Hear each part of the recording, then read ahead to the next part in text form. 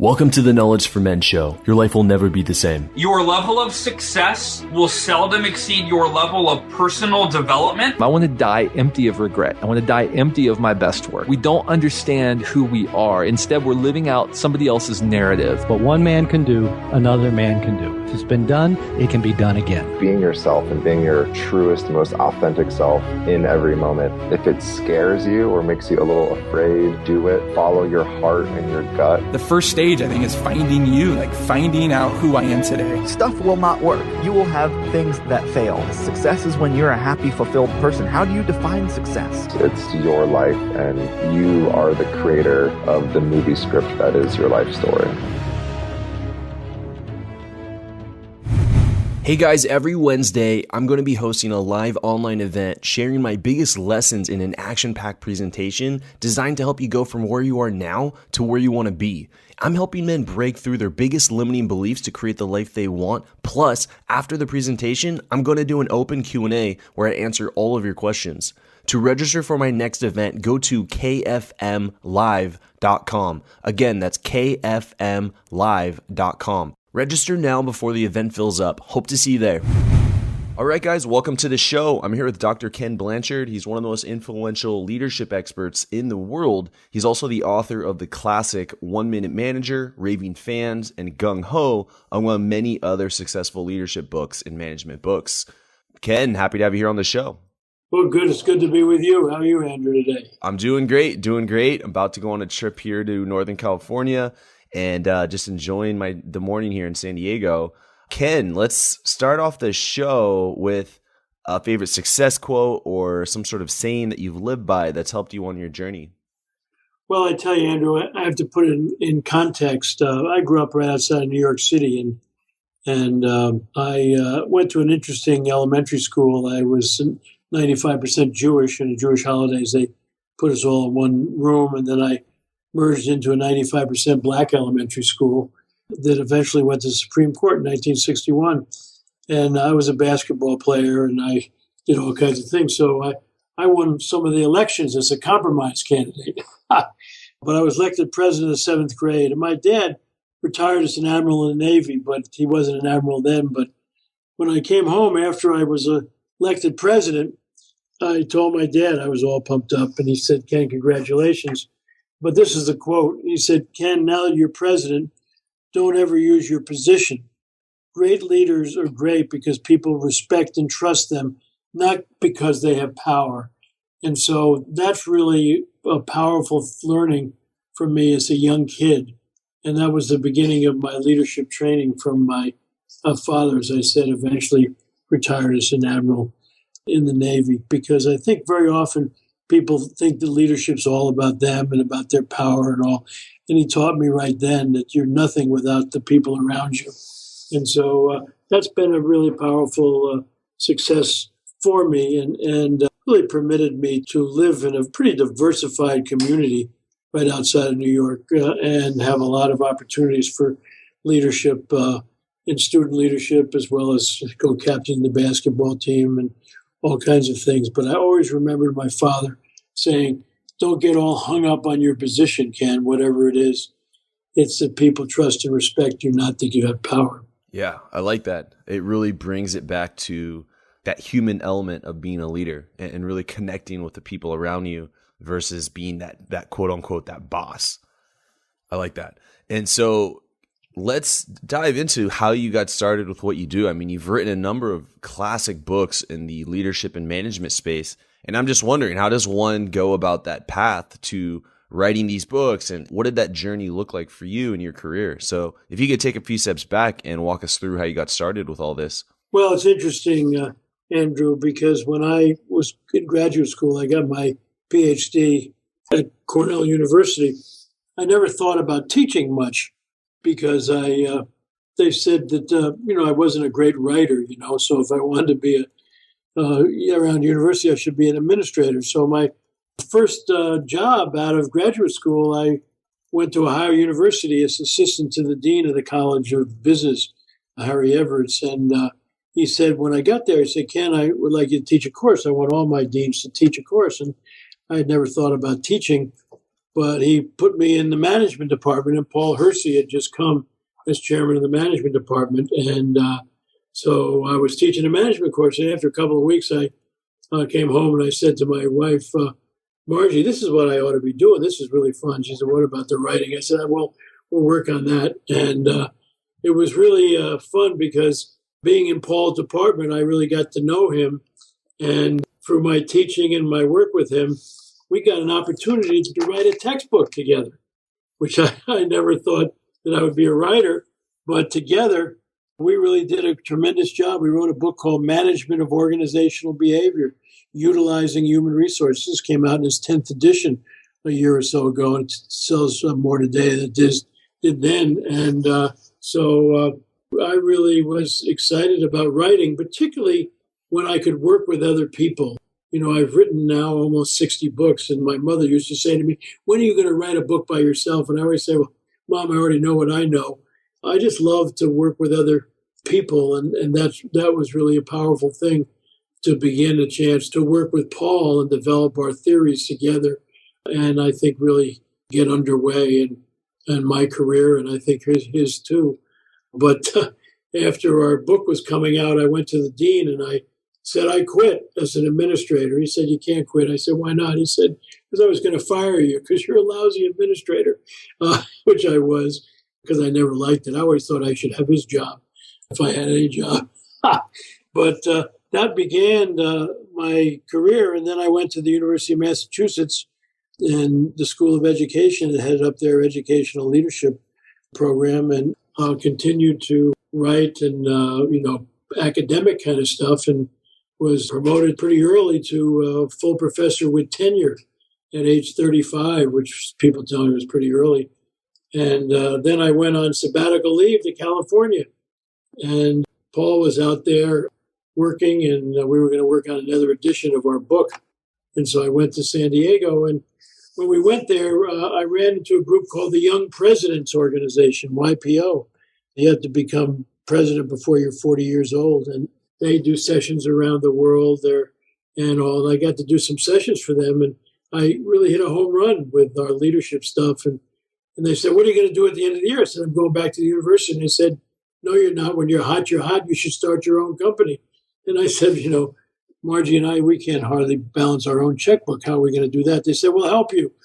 And 5 presidents volunteered to be our advisory board, one from Mexico, one from Illinois, one from Pennsylvania, one from Oregon, and one from San Diego. And we started our company. And the Ken Blanchard Companies now is over 35 years old. And I've continued to write. I ran into Spencer Johnson at a cocktail party, and he wrote children's books, a whole series called Value Tales, The Value of Courage, the story of Jackie Robinson, the value of a sense of humor, the story of Will Rogers, the value of curiosity, story of Christopher Columbus. And so my wife met him, she hand carried him over, and she said, you guys ought to write a children's book for managers. They won't read anything else. And so I invited him to a seminar that I was doing that week, and he came running up at the end and was all excited. He was working on a 1-minute scolding with a psychiatrist, and he said, forget parenting, let's do the 1-minute manager. And it was really amazing. Andrew, we met the first week in November, and we had a draft of that book ready by the time we were going to the Rose Bowl at the end of December. And that really began the beginning of my parable writing, which has been a major part of my writing. So life is really what happens to you when you're planning on doing something else, I think. And so... Yeah, it sounds like a really incredible journey here of following your curiosity, and you're partnering with people, you're doing what you enjoy, and things are unfolding together as you were just pursuing. It seems like you're pursuing something that you're really drawn towards, and it seems like It started at a young age with your father being a great leader in the military, and from there just branched out into your role here in helping businesses and other companies. Let me just ask, you've just shared a big bulk of the story here. Do you ever just think back and think like, wow, I did all this? I've written 60 plus books. I've, built this company. Do you ever look back and just, hey, I did that? Yeah, no, it's really amazing. I'm going to be 77 this next week. And I wrote a book called Refire, Don't Retire. And I'm just as excited today as I have been for a long time. I just finished a book with a gal who was one of the early employees for Twitter. She's 33 years old, and she wrote a book called Twitter for Good. Her name is Claire Diaz Ortiz, and she got the Pope to Twitter, and she said, mentors in the past have been older, and I think that's really true. Us youngins need elder mentors, but you older people need younger people to mentor you, particularly on technology. And so that's really fun. I guess the big lessons I've learned, Andrew, is that none of us is as smart as all of us. 1 + 1 is a lot greater than 2. And so what I would really suggest to people is look around and find people who are doing exciting things and see if they might mentor you, if you might get involved with them. I think grinding things out all by yourself isn't as much fun, and I think none of us is as smart as all of us. Yeah, I really like that. I like that message. I'm curious, how do you keep that excitement going in your life? You said, hey, I'm turning 77. I feel just as young as when you did many years back. It's like, what are you doing that keeps that excitement going in your life? And also, what are some people not doing when that fire starts to burn in their lives? And this isn't regarding age. This is just the fire, that desire to wake up in the morning. Yeah, I think what happens to some people is they get in a rut and they get comfortable, they're making enough money and they have all the things, and they lose the fire in their belly to make a difference out there in the world. And this book about refiring, I really talk about 4 elements that you ought to take a look at, which I've constantly taken a look. What are you doing to re-excite yourself intellectually? And I do that by partnering up with other people and writing with other people. I'm always learning. And so that's one thing. And then what are you doing to really keep yourself excited in terms of relationships and emotional and all? My wife, Margie, and I we'll be married 54 years next month. And it's just been a joy, but we are constantly going to conferences. We're constantly meeting new people, making new friends, and all that kind of. We just think that relationships are where you grow and where you get great joy out of it. And that's why we're excited about our company. We have about 340 people in it, and it's a kind of a family type organization. I tell people, when you hire somebody, when they walk through the front door, if you don't feel a chemical difference in your body because you're excited to see them, why did you hire them? There's enough, jerks in the world. We don't have to have them work here. And so we break all the rules. We have family and we have friends. And, we have one couple who has 3 kids working with us too, besides the 2 of them. And it's exciting. And so that's, what are you doing about your relationships? Third one is, what are you doing physically? And I've really been working on keeping myself in shape. In fact, I wrote a book called Fit at Last with my trainer, how to be fit the rest of your life. And so I'm constantly making sure I'm getting aerobic work and working on my strength and my balance and my flexibility and what I'm eating and my rest and all those kind of things. And then finally, what are you doing spiritually to grow? And I'm not talking about religion per se, but what do you do to get kind of a sense that you're not the center of the universe? And so that's really important. I've actually volunteered. Our pastor left our church, and a fabulous guy. I've been there for 17, 18 years. They were going to bring some outsider in for a year and a half while they searched for the pastor, and I volunteered. I said, why don't you let me be the interim pastor? And they can't. I'm called the interim coach, but I'm working with the 4 pastors on the staff, and it's really fun because every 5 weeks each of us preach, and the congregation is loving it. Normally, attendance goes down during these interim periods, and giving goes down, and we're finding it's going up.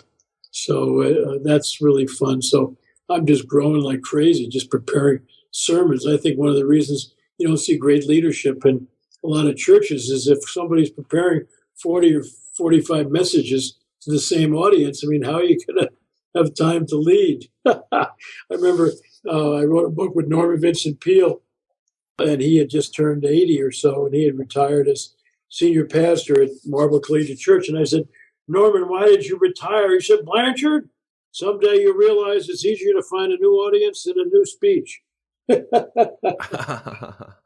That's funny. So what I'm getting is new relationships, constant learning, being physically active, and growing spiritually are ways that you can keep that fire going and burning inside of you. Absolutely, yeah. I like that. I like that a lot. What I'm noticing from you is you do a lot of partnerships with your books and with your company. You're working with other people, and it's really exciting. I find that with partnerships, when you're working with someone else, that from what I've seen, it's really exciting in the first few years for the partners because their visions are aligned. Then a couple years or maybe many more years, the partners start to tend to have different visions for the future. Like, what can people do to keep those partnerships alive and strong so that it doesn't lead into a breakup or a split or something where the company has problems because of the two different partners going in two different directions? Well, let me first say, Andrew, a friend of mine said, if you're going to work with somebody else, there's two parts. One is essence and the other is form. Essence is heart to heart and values to values. And form is what are we going to do together? And a lot of people jump to form and they bypass essence, and essence will always bite you. And I think that gets people more than, not agreeing on vision, that they end up having different values and all that kind of thing. So I think it's really important to have essence and then you work on form. But I love Peter Drucker said that nothing good happens by accident. So our son and our daughter and my wife's brother all work with us, and our daughter's the head of marketing, our son heads up product development, and works with our consulting partners, and Marge's brother is CEO, and Margie used to be president, but now she heads up the Office of the Future, and I'm the chief spiritual officer. I'm the big cheerleader and all. But when the kids and Tom joined us about 22 or 3 years ago, our son pushed us towards this, and we hired an outside consultant who worked with family businesses, a fellow named John Eldridge from the University of Pennsylvania. And he worked with us the first 10, 15 years that we were together. And we met once a month as a family every quarter, not once a month, once a quarter for a whole day for over 22 years. Nobody's ever missed a meeting. And as a result, no issues get undealt with.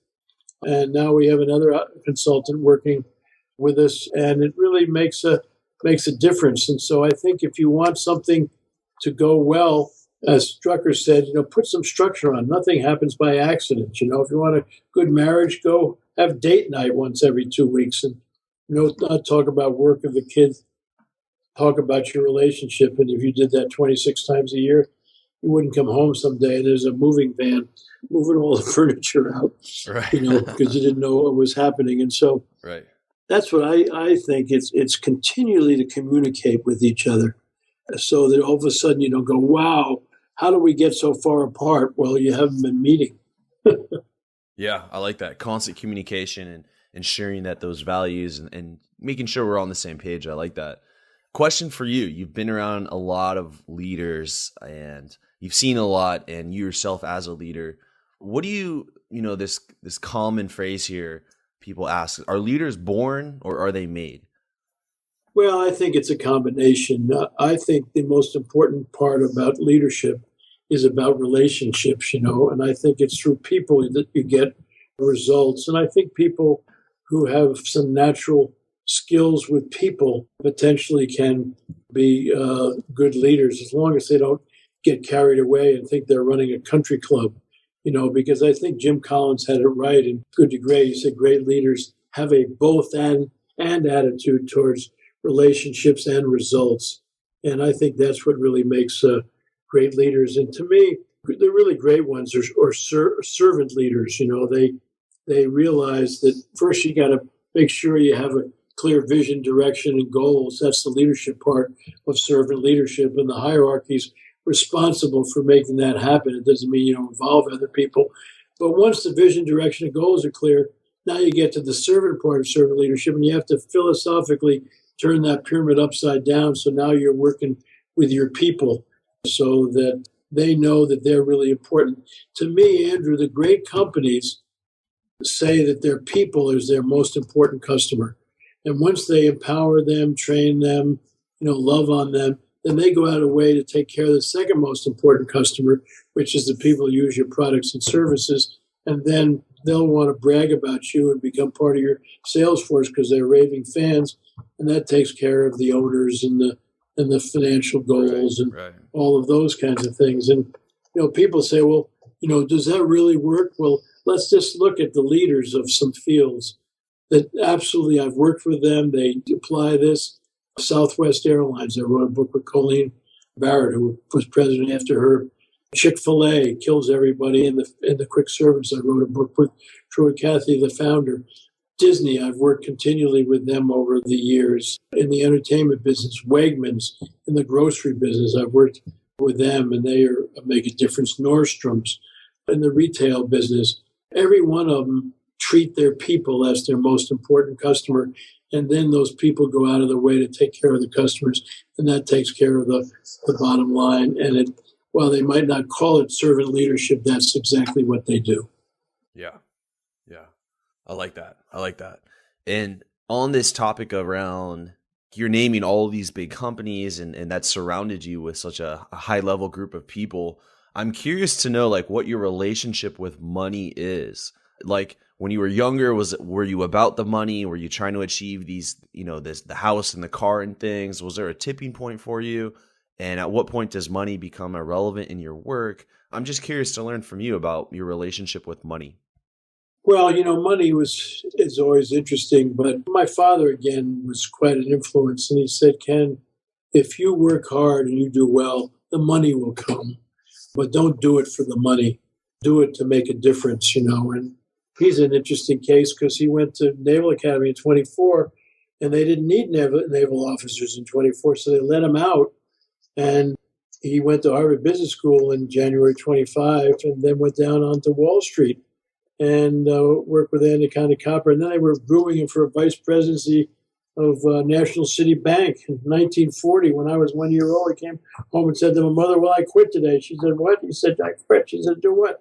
He said, I rejoined the Navy. She said, you did what? He said, didn't I tell you when we got married, if the country got in trouble, I thought I owed it something, and that, Hitler's crazy and it's going to a little while, the Japanese will be in this. And so he was one of those great Americans who, money, he felt would always come to you when you needed it.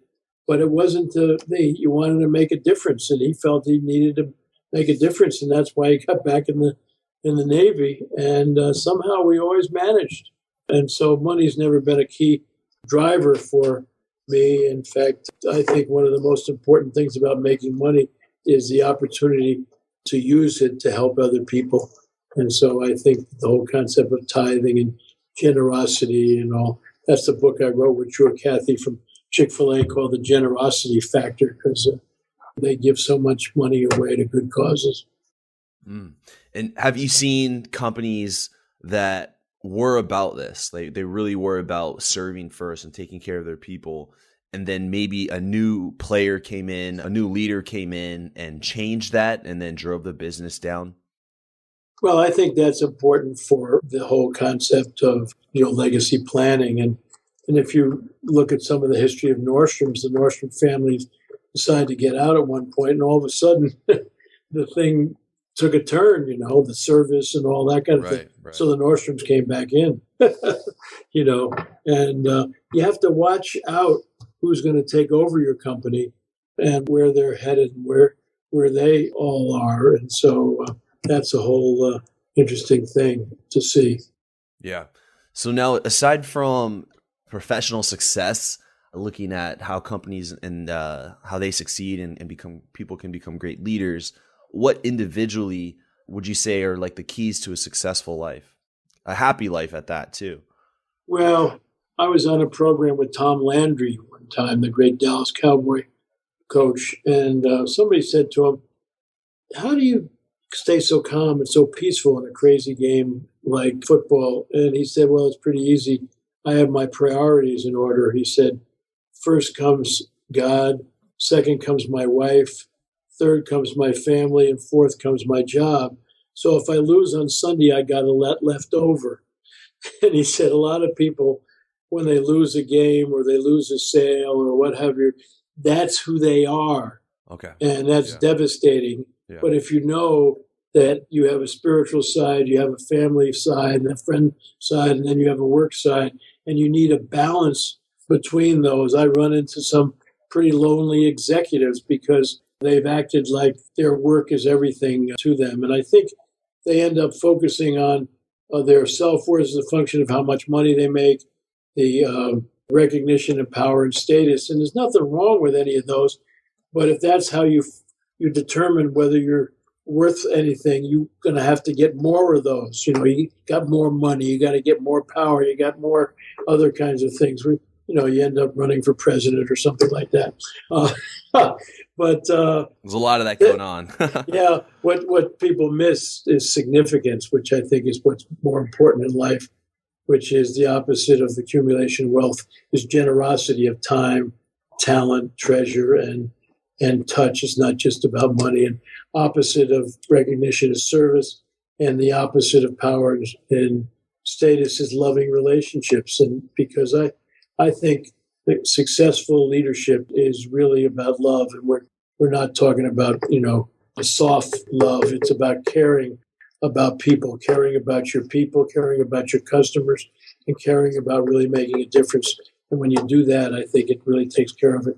That's why I wrote this book with Colleen Barrett, who took over Southwest from Herb when he founded it, and she was basically his executive secretary for 30 years and had some other positions and all, but she won every leadership position award in the airline business. And we wrote a book together called Lead with Love. And love is spelled L-U-V, which is their stock symbol. And their office is on Love Boulevard. And they initially flew out of Love Field. And so it's not soft love. It's caring. It's about relationships. And it's through relationships that you get results.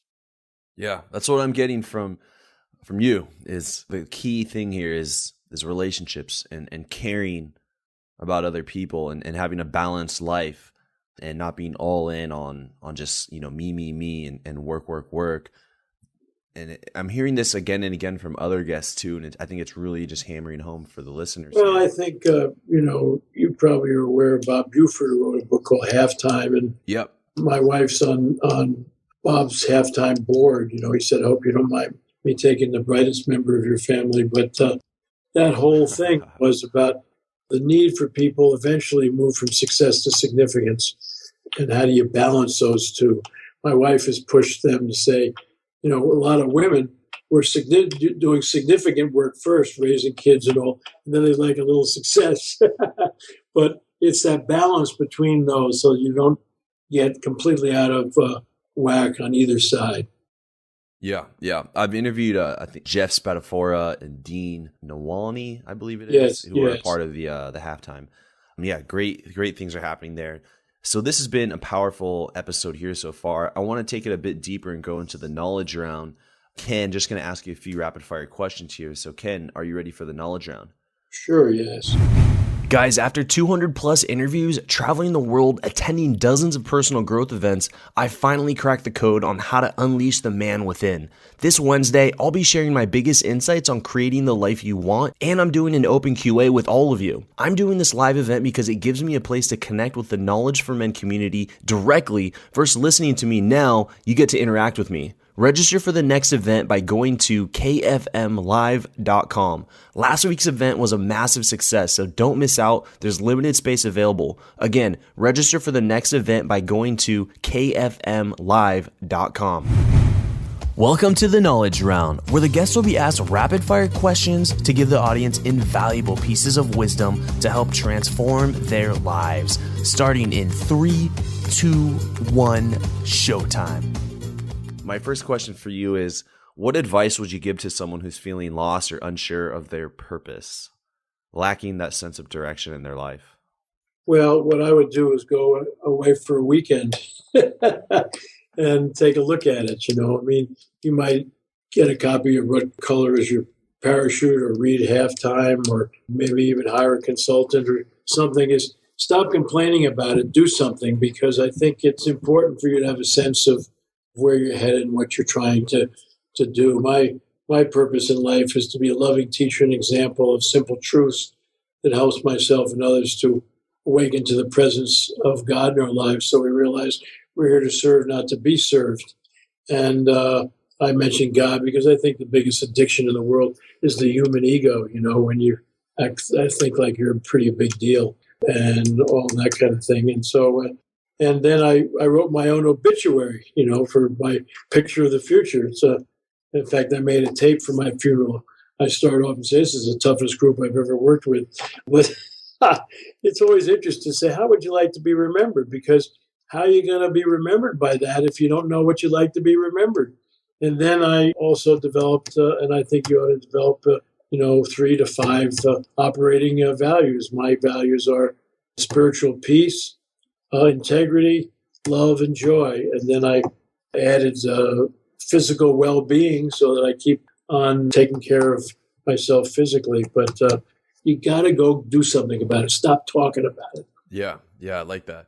And how often would you say you revisit things like this? Like really getting clarity on where you're going in life? Is this once a year? Is this every other year? Is this once a month? Well, my thought is it's really good to read your vision statement, your purpose, your picture of the future, and your values every day in the morning, and just at night, I like to have a journal where you write praisings. What did you do today? That's consistent with who you want to be, and redirections. What do you want to do, differently tomorrow that you didn't do? Because that's consistent with the second 2 secrets of the 1-minute manager, and I think is powerful. But I think if you constantly look at it, you can also get to a point where, you might want to every year sort of review it. Hey, how has this year been? Does this make sense where I say I'm going? And does it make sense about how I want to be remembered? And my values make sense? And just kind of review that. So I think it's powerful stuff. Yeah, got it. And what was holding you back from becoming the man you are now today? Well, I think my biggest problem is sometimes I get too busy, and I realize that, busy stands for being under Satan's yoke. But so I have a sign on my door because I never really heard a bad idea. So sometimes I write too many books and I do too many things. And so I have to kind of back off and get more focused. You might say it's interesting for a guy 77 to say that, but it is interesting. I'm just as busy now as I was when I was, in my 30s and 40s. Wow. Yeah, that's incredible. You're still going. Yeah. And so, this is the Knowledge for Men show. And I'm curious to know, like, what do you think makes a strong, grounded man? Like when you're in the presence of a powerful man, you're like, oh, this is a good man. Like, what are some of those characteristics? Well, I think that it's not all about them. If you talk to people and it's just all about them, it's really kind of a problem. Are they willing to listen to you and find out about you? That's the problem with a show like this. I'd like to find out more about you, Andrew. I just say, my God, I got some pretty long answers here. It sounds like, Blanchard, you think you're a pretty big deal, but I think everybody has a fabulous story, right, in their lives. And so I always think great men is when they're willing to share their story and they're interested in your story. And it's just not about them. Then I think they have a chance to really make a difference in the world rather than thinking the world circles around them. And then I'm really interested in what's their attitude towards their family and their friends. One of the questions I always ask somebody in interviews is, tell me about your old friends. And if they can't tell me about any old friends, I don't hire them, how come you disconnected with old friends, I just went and played in a member desk golf tournament with a guy I've known for 65 years. and we just had a ball. So it's those are the kind of things I'm interested in. Yeah, I like that. And on this journey here, I'm sure you've read a ton of books. I'm interested in what would you say have been 3 of your most influential books on your journey and why?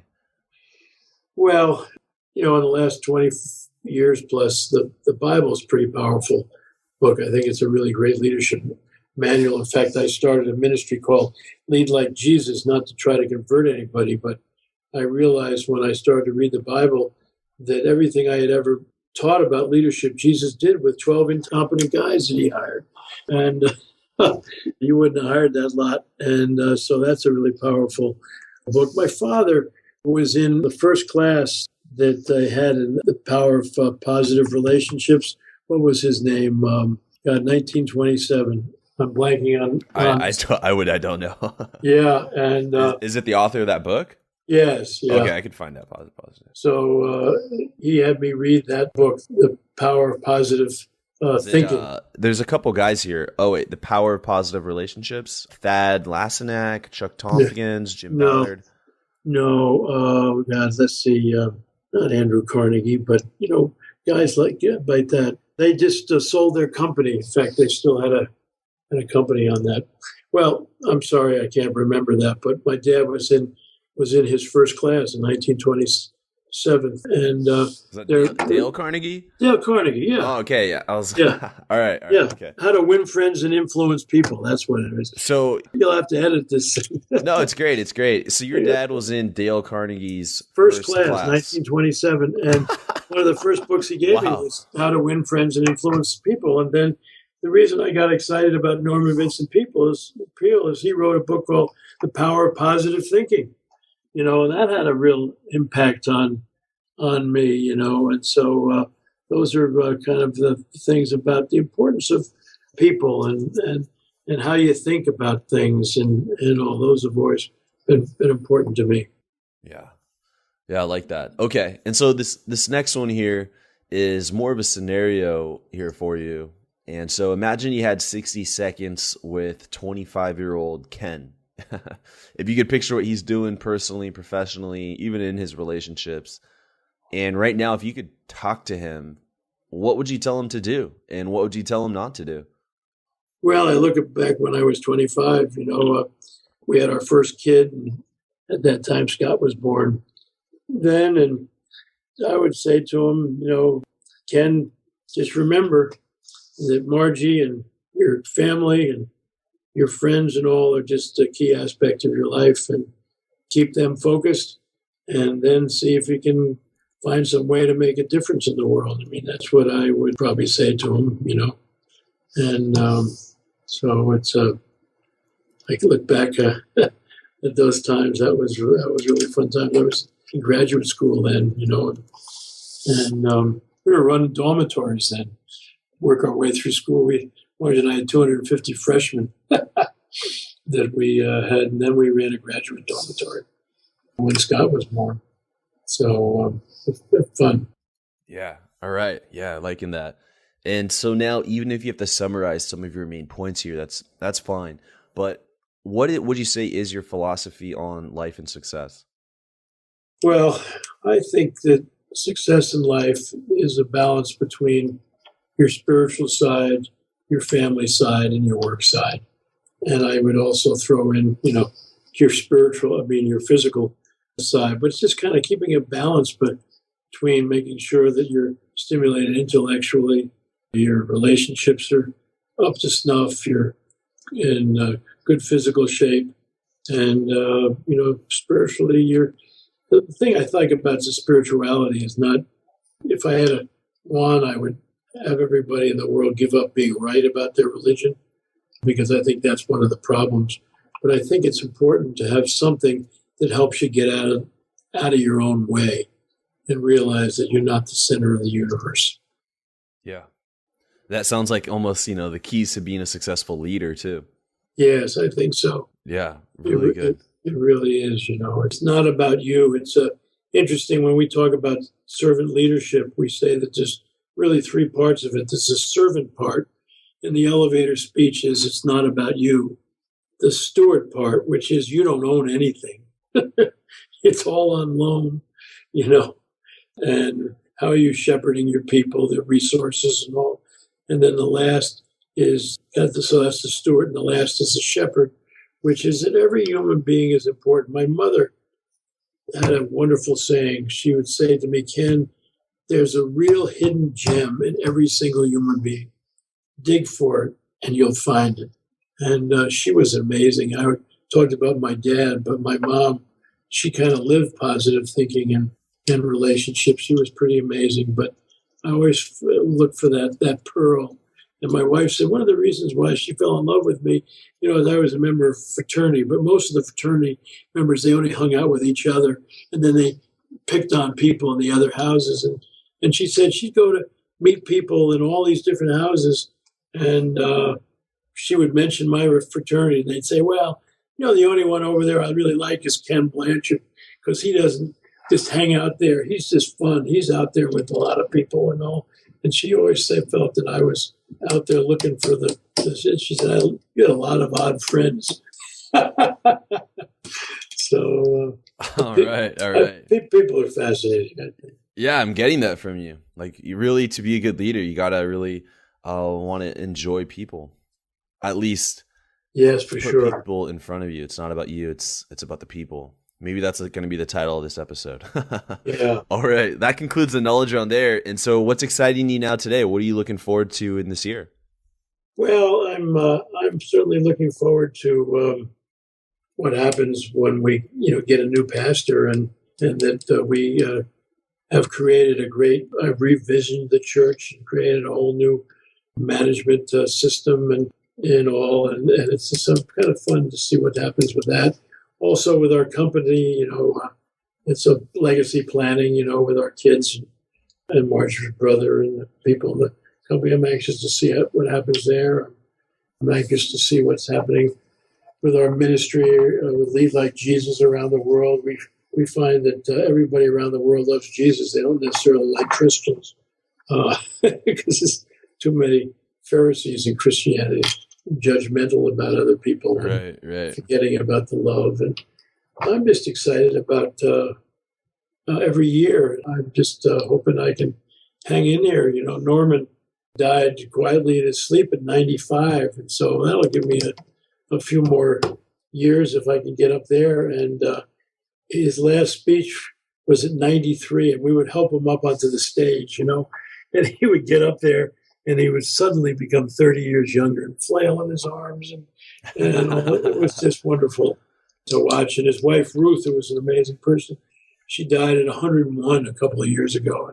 At 99, she took a trip to China. She said, people tell me good things are happening in China. I got to find out about it. Here she is at 99 going to China.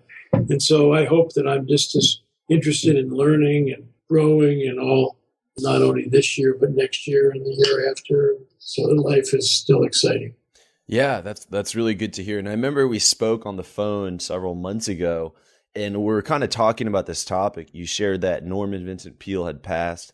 Wayne Dyer had passed. A lot of these big names in this space, these guys who were, I felt, carrying this industry, are passing. And it was kind of like I was just thinking like what is next, or who is going to continue doing this type of work? Well, I think there's some really good younger folks in our field. I love Patrick Lencioni. I think you ought to get him on your show sometime. I think his stuff is great. Jim Collins, he's just got to be one of the great thinkers out there. A young guy named Tommy Spalding, who's starting to write all kinds of stuff, and John Gordon, and they're all really wonderful people that I've run into that I think are out there making a difference in the world. Yeah, I like that. It's good to know that there's other guys carrying the torch. And well, I'm just trying to think of there's also some great women, Lori Beth Jones and folks like that. But we need to get some more women out there leading. I think we're seeing more corporation presidents of women now. Right. As a matter of fact, Tom Peters was a fraternity brother of mine. And Tom always said that the best CEOs are women because they don't believe they have all the answers, And so it's going to be interesting to see the future. Yeah. We could very well have our first woman president. Yeah, it's possible. Yeah. I think that's very, very possible, actually. Although this whole election thing is really... It's like a reality TV show. It really is. It's a sitcom, I think. But I know. I hope something positive comes out of it. I hope so, too. All right. For all the listeners, you can follow up with Dr. Ken Blanchard. If you go to kenblanchard.com, you can see all of the different services and programs and solutions that he offers. Also, if you go to Amazon, you can type in Ken Blanchard, and I highly recommend checking out. He's got too many books to recommend, but The 1 Minute Manager being one of my personal favorite books of Ken Blanchard, and Raving Fans, and Gung Ho.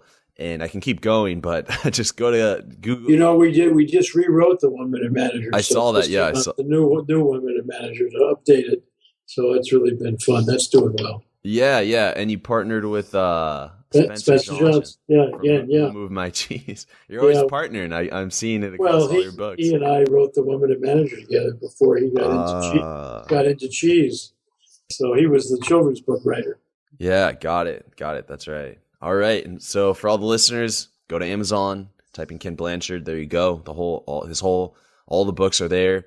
Ken, it's been great having you here on the show and listening to your story, your honest advice, and just, I'm getting so much value from the wisdom of your career and your personal life. It's been invaluable to myself and the audience. Well, thank you. Great to be with you, and good luck on everything that you do, because you're making a difference out there, Andrew. Thank you, Ken. That means a lot. Thank you for listening to the Knowledge for Men podcast. Hundreds of interviews and millions of downloads later, we're continuing to build an international movement, and we're just getting started. So if you enjoyed this episode, go ahead and leave a helpful review in iTunes, because it really helps the podcast grow so we can impact even more men in the world who need this. Guys, this is all about living with purpose, where every day you only do things that matter to you. You wake up, live with purpose, and take massive action towards the life you want. And always remember, love the life you have while creating the life of your dreams. Go to kfmfree.com to get a surprise bonus I've made for my listeners. Again, that's kfmfree.com for something that's changed my life, and I'm offering it to you for free.